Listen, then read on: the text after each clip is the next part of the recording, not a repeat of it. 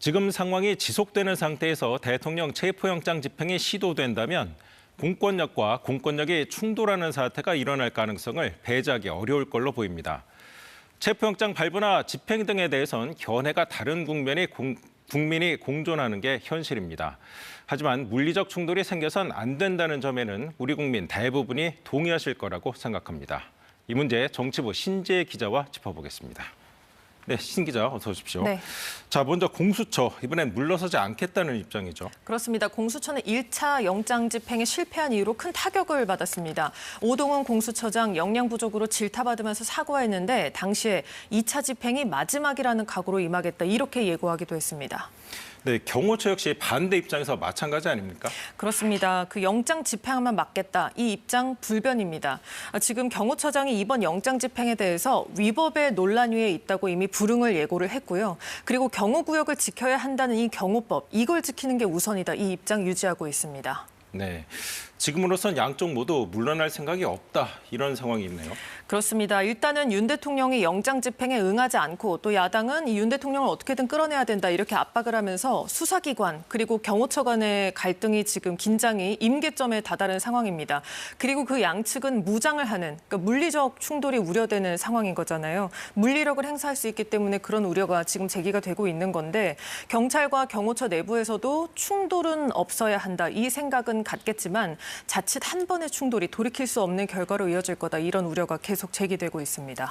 네, 지금 말 그대로 돌이킬 수 없는 결과가 올 수도 있는 거 아닙니까? 그런 어떻게든 조정을 좀 해봐야 될 것 같은데 왜 안 되는 겁니까? 일단은 공수처는 수사 독립성이 보장이 돼 있습니다. 법을 보면 대통령이나 누구도 공수처 사무에 대해서 지시나 협의 등을 하지 못하게 돼 있습니다. 그리고 현 상황에 대해서 최상목 권한대행도 지금 나서지 않고 있는데요. 말씀드린 대로 경호처는 경호처대로 우리는 대통령 경호가 우선이라고 말을 하고 있잖아요. 그래서 야당은 지금 최상목 대행에게 영장 집행을 위해서 경호처를 지휘해달라 이렇게 요구를 했지만 최 대행은 지금까지 그 응답을 하지 않고 있습니다. 네. 그렇다고 이대로 충돌 가능성을 방치할 수만은 없지 않겠습니까? 대안이 없습니까?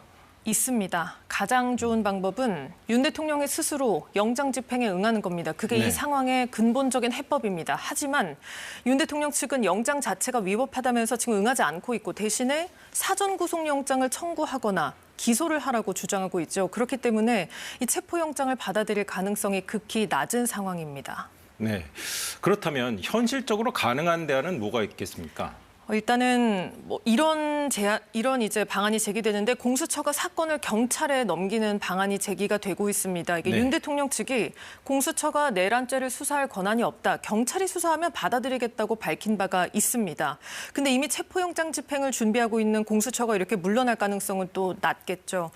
지금 각 기관들의 생각이 다를 수 있지만 분명한 거는 공권력끼리의 충돌이라는 이런 불상사는 생겨선 안 된다는 걸 겁니다.